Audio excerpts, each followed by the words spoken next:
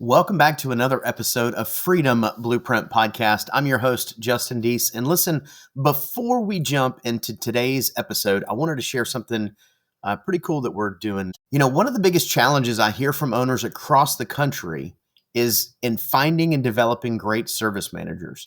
And honestly, that's exactly why we created Service Manager Academy. This is a 12-week program to help your managers go from top performing technicians to confident leaders. In this program, they'll learn how to lead their teams, protect gross profit margin, and create a culture of accountability and success. If you want the business to run smoother and grow stronger, check out servicemanagertraining.com. That's servicemanagertraining.com. Now, let's get back to the next episode.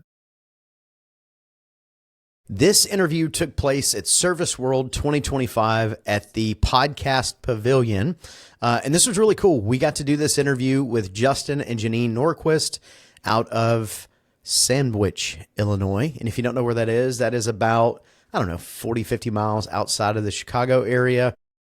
This was a really cool interview. And what's even cooler is the very next day, Janeen was announced as the 2025 Woman of the Year, which is awesome and amazing and well-deserved. These two we've had an opportunity to work with for several years now, and they're awesome, man. They're just awesome people, and they're great people. So here we go, Service World 2025. I hope you enjoyed this episode.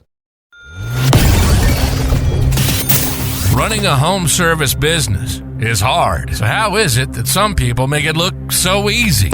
Well, we'll tell you. This is the Freedom Blueprint Podcast. It's always good to hear the wins that successful contractors have. But have you ever thought that the best advice would be to hear about the speed bumps they encountered, the mistakes they've made along the way? We're going to talk about the good, the bad, and the ugly. We want you to be successful and avoid the mistakes others have made. Let's get this party started. Welcome to the Freedom Blueprint Podcast. Now your host, Justin Deese.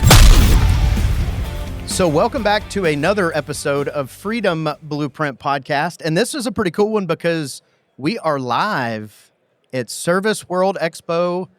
What year is it? 2025. Almost said 2023. So we've got some amazing guests that are coming up here and hanging out with us today. My wife, Kristen, who I love having her on the show when I can get her. The guest co-host. Yes. And then we've got Justin and Janeen Norquist. Justin is so excited about doing this.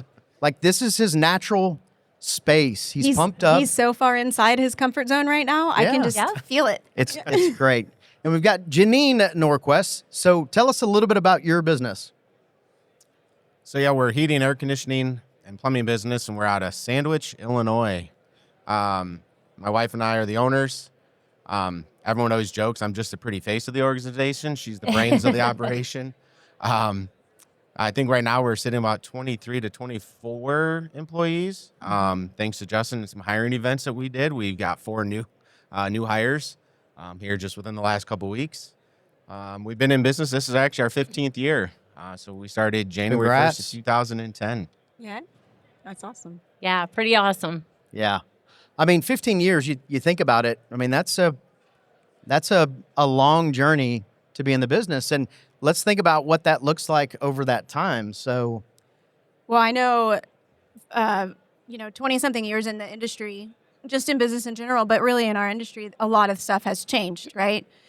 I know for us, when we first started scheduling, we were scheduling using a salon appointment book, like an actual book. And then we were writing in pencil because we were moving stuff around all over the place. And when you think about like how far things have come and the Service Titans and all the softwares of the world and dispatching and all the things, there's been huge leaps of advancement, not only in the industry, but also in our own businesses as we learn and grow. Yeah. Yeah. So Janeen, for you, what is something that you can think of either in your business specifically or just in trades in general that have had like major advancements over the last couple of years?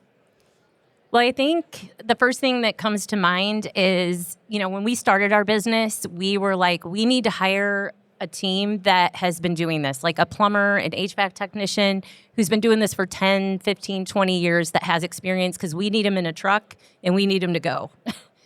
And then we realized that amount of experience doesn't necessarily mean that they have been doing it correctly or to the level that we would like them to perform for that amount of time. They could have just been doing the same terrible job for 10 years. So, or that it doesn't make them a good person, right, for our culture. And so you don't want somebody that's going to bring everybody down every day. So that's what changed for us, and the way we hire and what we're looking for. And it's more culture fit with the potential to learn Because the you skill can set. train the skill. Absolutely. Right? You can train somebody how to Right. turn the wrench and how to do the thing, but you can't train them to be a nice person. They either are a good person or they're not. Absolutely. I think it's always interesting, too, when you bring in technicians who have experience. There's always ways that they want to do it, which is probably different than what you want to do, or there's special tools that they want you to buy so that they can use that you might not have previously done. Well, and for anybody who's either in the audience or listening, since we have people in the audience, usually when we do a podcast, we're staring at a wall. So maybe a little bit of participation here. How many of you have hired a technician with, let's say, 15 to 20 years experience that came in and they were absolutely everything they promised they would be? No hands, huh? Yeah. I got a no 0. hands. Goose egg? Okay. Yeah, that doesn't happen. Yeah. So Justin Norquist, because, Yes. I always have to make sure that Right. we Yes. distinguish between the two. Team JJ. Yeah, we're like, you're Justin, my Justin. Yeah. So, Team Justin, that's so the way you're to go. Justin. What's some things that you have seen over the years that have changed in how you're running your business or even the technology?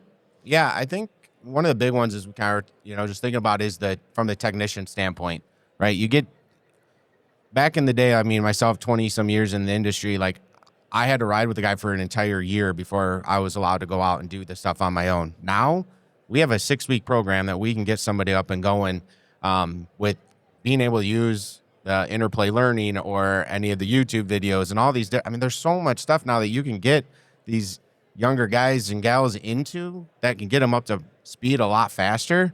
It just helps. Like I said, we just hired 4 new people. 3 of them are going to be HVAC maintenance technicians, and the goal will be in 6 weeks they're going to be able to do their own thing. Before it would take us months, if not years. I think the other one thing that I've seen too, like you were talking about, like from the software standpoint, look at Service Titan. Yeah. For us, that was a game changer for a ton of different reasons. But one of them from a technician standpoint is we were able to build consistency.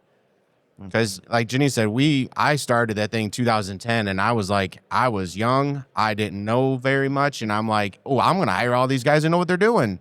Well, all of a sudden I got 6 guys out there and not one of them does anything at all like what I wanted it to be done, let alone like each other. They all did their own thing. Yeah. So when we started going through and putting our forms together, and now all of a sudden we're getting the same pictures, they're getting the same data, they're getting we just started to kind of breed that consistency through through the guys, and that's been a game changer. Yeah, for sure. Well, and there's a cycle of business too, right? So when you first get started, typically as an entrepreneur, you go, yes. Customer calls, they go, will you do this? Yes, I will do that. And then you kind of go through this maturity level where you start to realize that, okay, well, even though I hire somebody with what the industry calls experience, they're going to bring their not A game Baggage. typically, right? Their drama. And then all of a sudden you've got a whole team of people doing whatever they want. And then you get to a breaking point where you go, I own this thing and I'm going to have non-negotiables. Mm-hmm. And here's some non-negotiables I got, right? Whether it's pictures or whether it's how we're going to treat customers.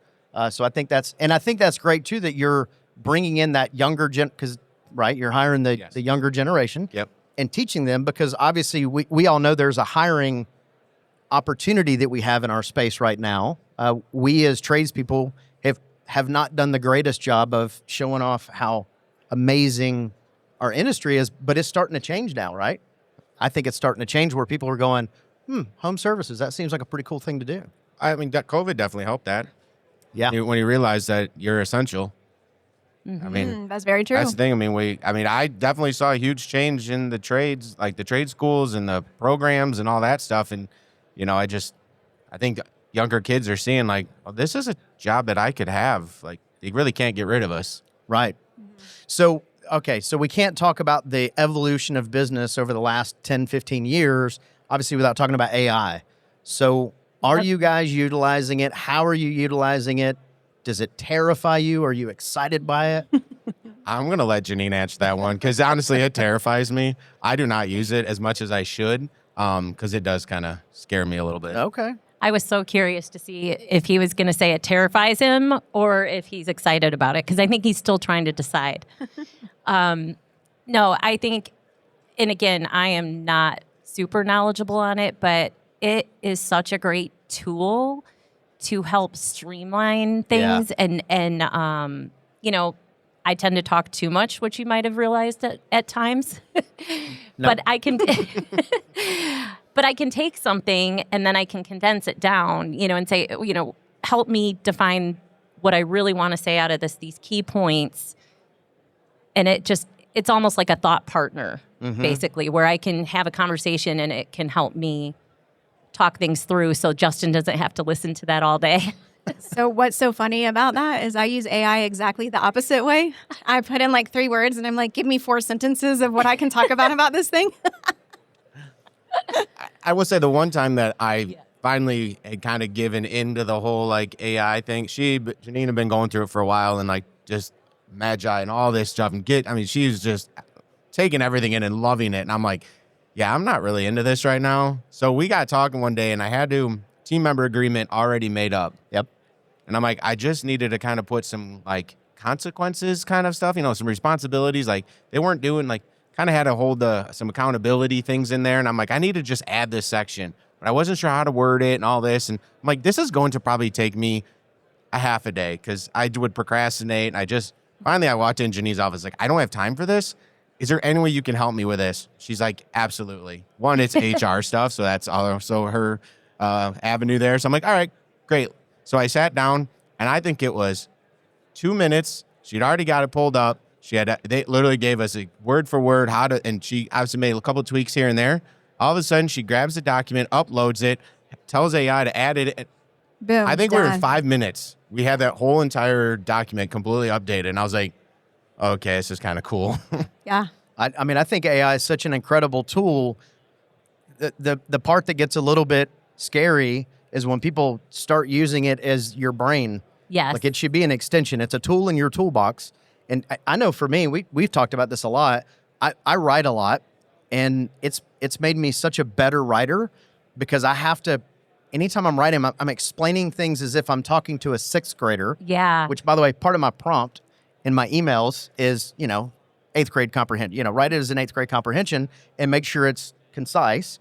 And it just forces me to think, because my brain goes, whoop, and I'll get done writing something. And I'll say, Kristen, look at this. She's like, I have no idea what you're saying. So really, it saves you time. Because now I don't have to go to you with everything for proofreading. Yeah, because before he would run it through Grammarly.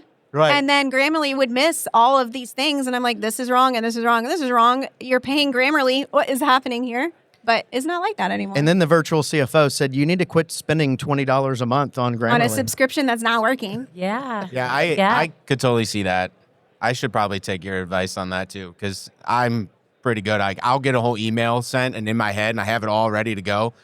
And then I'm like, yeah, I should probably have Janeen proofread this. And then by the time it's completely changed, because I'm terrible with grammar too. It's bad. How about, though, if you have some big initiative or idea or vision that you want to share with your team or something that you're changing in your culture, and you can run it through AI and say, act as an HVAC residential technician or an HVAC or a plumber, and ask me questions. Here's the idea that I have. Ask me questions that they may have about this. So it makes you think differently. Yeah. Things that I probably wouldn't have thought about, and then I'm more prepared. Yeah. When we're presenting. Well, and I think the AI that we're using or that we're referring to through GPT, Yeah. whatever it is, When you crushed talk it. to, I know, when you talk to people who are really invested in the AI world, that's like the very basics of training wheels of AI, of things that are Yeah. available out there now. Right. Right. So what's really coming into our industry now is AI answering, Yes. and phones, AI coaching on sales calls. There's a lot of that coming into play now. Yep. I'm super curious what y'all's kind of stance or thoughts on that, all of that coming into the industry. We're currently looking into it. I can definitely see a huge advantage to that. As we are growing and adding more technicians, and we do skill practice once a week, and we even try to roll that in with our technicians and salespeople, it's still hard when I'm in the office. Like, I don't really know exactly how it went out Right. there. And Justin coaches me a lot on, hey, go do ride-alongs and spot checks and stuff. And he's 100% right. Do I do them as often as I should? No. So that's why I'm like, this is your virtual ride-along. Like, Right. it's literally going to be able to hear what these technicians are saying and being able to help coach these, again, I call everybody a kid now, but like these kids through this, because again, it's new Yeah. to them. They don't know. They've never been through it. So you're trying to train them, but now you can coach them and say, hey, this did really well and this didn't go well. I mean, we're definitely looking into it. I think it could be a game changer. So you think about 10 years ago, it was weird when you called a place and they said, this call is being recorded. And people were kind of weird about it. And now I don't think anybody gives it a second thought. My guess is in 5 years, that's going to be and probably less than 5 years, but in 5 years, that will be the trend with recording the calls going in the house. Right now, technicians get weird about it. And maybe some homeowners might get a little bit iffy about it if it's not explained right to them. And plus it's new and it's technology. So sometimes people get weird about that. But I think in 5 years, everybody will just do it. And it's just part of the process. Now, I will say there are some great tools out there that do this.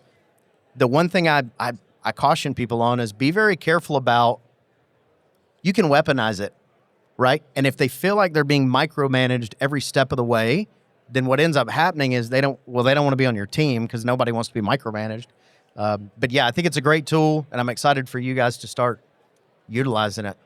I know in our area too, it's not necessarily AI, but when we're talking about technology, it's changed our sales. Yeah.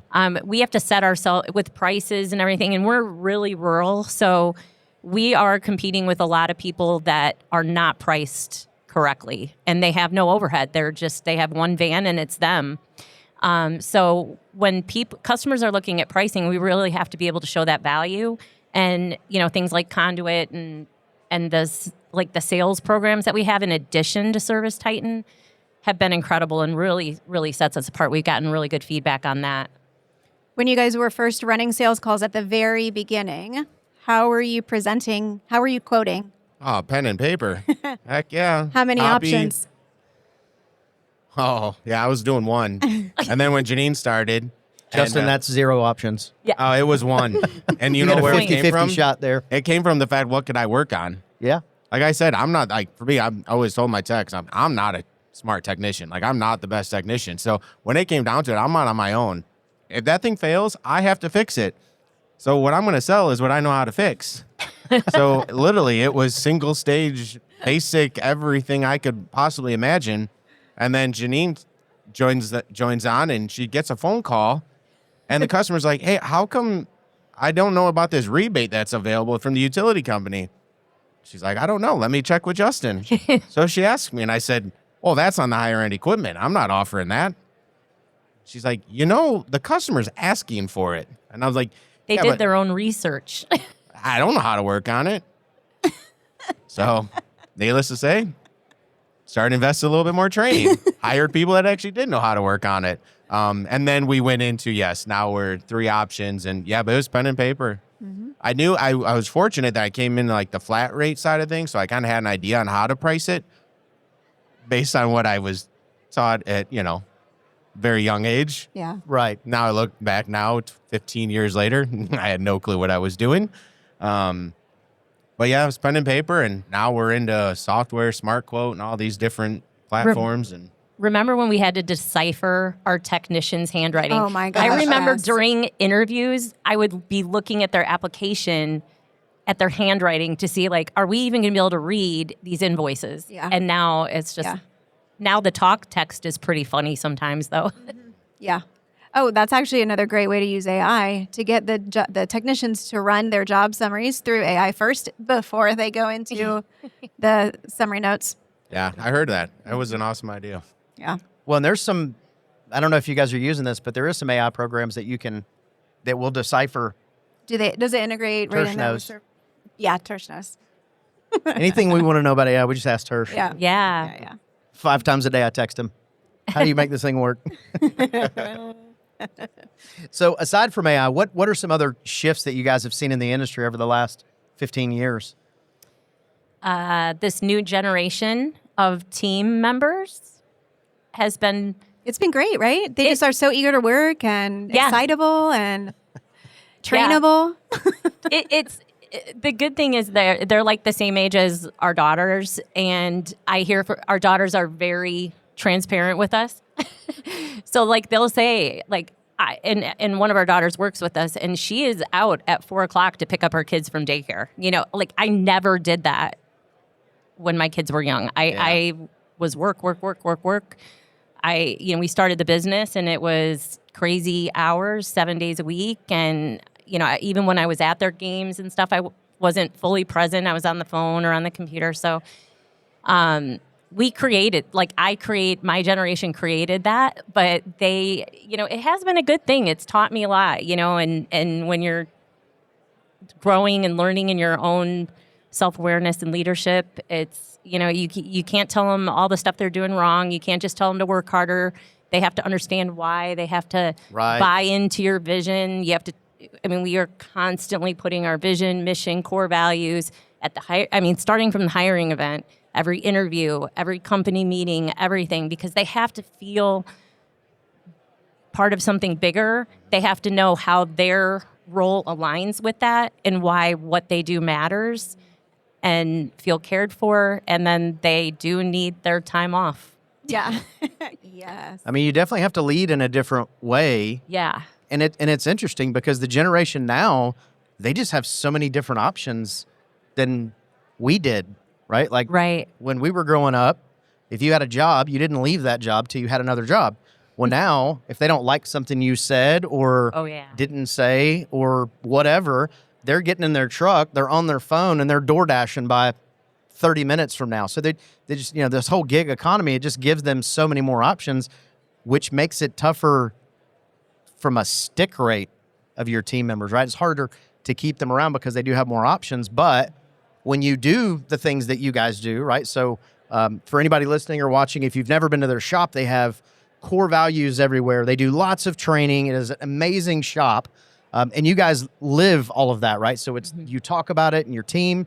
And then what happens is now you have the team that has all these, they have the same opportunities that any other person has, but they don't want to go anywhere because they 100% buy into what you guys are doing and how you're doing it. And they're excited to come to work every morning. And I think it's awesome. I think there's so much of that, the way that the workforce has changed in general is forcing us as business owners to be better business owners, better leaders. 100%. Yeah. We're being held accountable to our employees just like we're wanting to hold our employees accountable. So I think that it's just as much our responsibility to figure out how to connect with our team now as it is for them to figure out how to get plugged into us. Like I think it's more of a two-way street than it used to be. So for those in the audience, how many of you, when you were coming up in the trades, had somebody throw something at you, a tool, a part, right? That was just part of it. Oh, you did the throwing? How's that culture thing going? Yeah. Right, but it was just a completely different world aside from the technology. I don't want to say people have changed, but people have changed and their expectations are different now. Yeah. How many of us were 24/7? When we started, I was answering the phones and I was waking him up next to me to go run a call. And we have to listen to our team. We have to please our customers and we have to please our team. Like you said, we're responsible to them. Yeah. So now we cut off on call at 9:00. They know, or during the week and 5:00 on the weekends. Like they know after that time, that's their time. Mm-hmm. I can remember, it's probably been 15 years ago now. I was at a conference and we were talking about 24/7 because everybody was 24/7. And one of the speakers said something about who's not 24/7. That was the only dude to raise my hand. And he's like, why would you not be 24/7? You're giving all this work away. I'm like, here's the deal. I'm not coming to your house at 2 a.m. And one of the things that I've always said to my team is I'm not ever going to ask you to do something that I won't do. And I'm not getting up at 2 a.m. to go fix somebody's problem. Turn the water off. You're the homeowner. You should know where you're shut it off. Now I'll come at 4 a.m. when I wake up, but 2 a.m. I'm sleeping. So Now, my Justin was very nervous about that switch. We have not lost any customers because of it. Now, we don't advertise that we're not 24/7. There's the key. But our wording is that we are at capacity and we can get our technician out tomorrow morning. No pushback ever. So, well, and that brings up the point of all customers are not your customer. And Right. I think sometimes people forget that everybody's not your customer. I think there's a lot of times that we can talk somebody out of thinking that it's a true emergency too. Right. Depending restoration, that was different, but Right. plumbing and HVAC, I think a lot of times a perceived emergency can hang tight until the morning. You'll be Well, all I mean, right. how many times have you gone to a house and they're like, my whole house is flooding? You go and there's like a drop of water. You're like, our definition of flood is a smidge different, man. My favorite was as a heating and air conditioning tech was I have no heat. I need you out here as soon as you can. It's 1 a.m. You get there, they have 2 furnaces, and I'm like, that. And then you absolutely wrote a coulda system waited. about asking qualifying questions before you run the call. right. I would say one of the other big things I think we've seen changing with, especially with our employees, not just technicians, but even internally, and Janeen does a great job with it, is the disc profile. I think that Yes. is something too, as you guys talked about, like it's not just I need to find a something to put in the seat. The whole joke of here's Can you my fog the phone. mirror? Can you fog the mirror? Yeah. Here's the keys. Go ahead and run a call. It's really just using that information to make sure you're hiring the right people, but also being able to use that information to help yourself as a leader or as a as a service manager or lead, team lead or whatever, to make sure that you're communicating and training them and the way that they're going to take that information the best. Yeah. Because like I said, everybody takes information differently.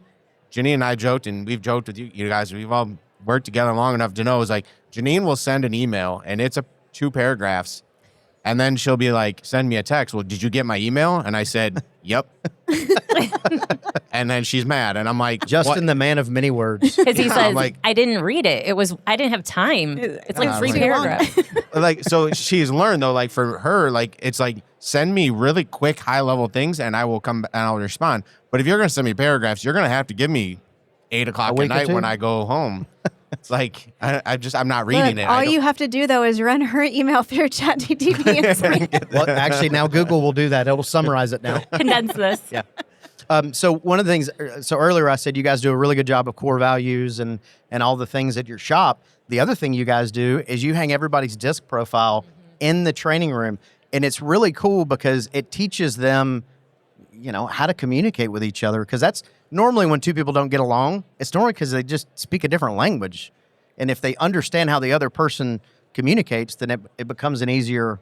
Yeah, they don't take it so personally Yeah. and they feel respected. Yeah. So I think it's a good. I want to tell a little story about Okay. disc. All right. So our business partner, he is a high D, right? Yeah. And he's so awesome. Anyways, but there's times where we would be in what we call board meetings, and we're sitting there, and we'd have to go, "Hey, guest, your D's showing," Yeah. right? Which hope I didn't offend anybody with that, but. That was But at that interesting. point, it was like this click where he was like, okay, I know I'm being way too aggressive in this conversation. I need to dial it back a hair. And that was always fun. I think it's that level of awareness. When you can draw awareness to how you naturally are, how you naturally communicate and receive information, and then also have the awareness of how the other people that you're interacting with are receiving, how they want to receive the communication. That it's made a huge difference in our relationship over the years, and I think probably you guys would say the same thing of Definitely. having some understanding of he wants fewer words and less details. I want all the Lou. details. I want to know all of the everything about it and what we're doing and why and where and how and all the things. And he's like, give me the high points, right? Yep. And I don't need the details. yeah, It's not my jam. yeah. I agree. So we've only got a few minutes here until we wrap up, and I want to share something. And hopefully you're okay with it, but we're here, we're on stage, and we're recording, so there's really not anything you can do about it at this point. So I want to give a shout out to Justin, and I know this is going to make you uncomfortable. It's fine. Justin started about a year and 2 months ago, maybe 3 months ago. Yeah, about a year or 2 months. Every morning, Monday through Friday, Justin gets up, he hits the treadmill, and he reads a book. And I know that because every morning he sends me a text message with a picture of the book and the treadmill. And you have not missed. Now, there's been a couple times I'm like, hey, bro, hey, where you at? What's up? Yeah. But has not missed a day in whatever, 13, 14 months. So I think that there's so much good that comes from that. And I know that you don't share that enough. You should share it more. But it's incredible when you think about the implementation and what that took for you to do that. So, And what's can you rippled? guys give him a round of applause for that? Yeah. That's really a big deal. Thank you. And what's rippled from that? Like our entire team now has joined in because Oh, that's I happened to mention it in a company meeting when he hit it a year, and they didn't even know he was doing that. And everybody's been inspired. Everybody's been walking a mile now. They write their name on the board every day. It's incredible how contagious that has been. I mean, I'm people very want to proud. be inspired, and that is an incredible way to do it. So, Thank you. good job. I do. I will add. I know we only have a couple seconds here, but wouldn't have done it without you. I really do appreciate it. Well, I was going- appreciate that, but you did it. Well, in the beginning of the whole thing is I was going through a pretty rough time, and Yeah. I was in a really bad rut. And Justin called me out on it. And he's like, "What can you do every day to try and help get out?" And I was like, "Well, I guess I can walk a mile on a treadmill. I guess." Yes, you can. And then I started. And you it. will send me a picture. And then it turned in. Well, that was the best was just Monday. I get good morning. It's Monday, and it's like 2:00 in the afternoon. I'm like, oh crap! I forgot to send him the picture. Even this morning, you sent me one. I did. Hanging out in Vegas, you still got up, and by 6, you sent me I did. a text. So it's Just so pretty you cool. know, Roy and Ryan both beat me there. So I got there. They're both sweaty. It had already been 35 minutes in before I got there. Dang, So, well, Ryan probably got there at 4 in the morning. Yeah, Now that's 3:30. the key to this though is relationships like that who support, encourage, lift each other up. Thank you. Yeah. Network is your net worth for sure. And so thank you guys so much for coming and hanging out. Justin, I know that was, see, you didn't die. I didn't. fine. I didn't. And thank you Thank you. guys for coming and hanging out and watching. So thank you. You've been listening to the Freedom Blueprint Podcast. Information is useless if not applied. So take what you've learned and go and implement it. We hope you've enjoyed the show. If you did, make sure to like, rate, and review. We'll be back soon. But in the meantime, find us on social media at Freedom Blueprint for Home Services and hit the website at www.freedomblueprintpodcast.com. See you next time. You've been listening to the Freedom Blueprint Podcast. Information is useful.